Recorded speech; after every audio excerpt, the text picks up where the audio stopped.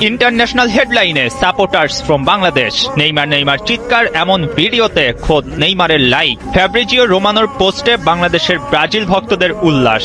ফুটবলের প্রতি আর্জেন্টিনা ব্রাজিলের প্রতি বাংলাদেশিদের এমন নিখাত নিঃস্বার্থ ভালোবাসা নজর কাড়ছে বিশ্ববাসীর। লাল সবুজের এই দেশে ফুটবলের সাথে সাধারণ মানুষের সখ্যতা বেশ পুরনো। এখানে ফুটবল জাগছে নতুন করে। ল্যাটিন আর ইউরোপিয়ান ফুটবলের সাথে বাংলার প্রেম অজানা কিছু না। আর্জেন্টিনার মেসি, ব্রাজিলের কাকা বা নেইমার, পর্তুগালের ক্রিস্টিয়ানো রোনালদো, তর্ক বিতর্ক সব ছাপিয়ে একসাথে একটা ম্যাচ উপভোগ হয়ে ওঠে সবচেয়ে বড় আনন্দ।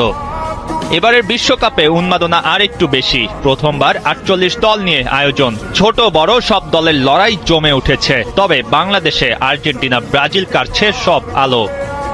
ম্যাচগুলো দেখতে গভীর রাত কিংবা কাকডাকা ভোরে রাজধানী ঢাকার বিভিন্ন স্থানে ফুটবল প্রেমীরা এক হয়েছিলেন জায়ান্ট স্ক্রিনের সামনে।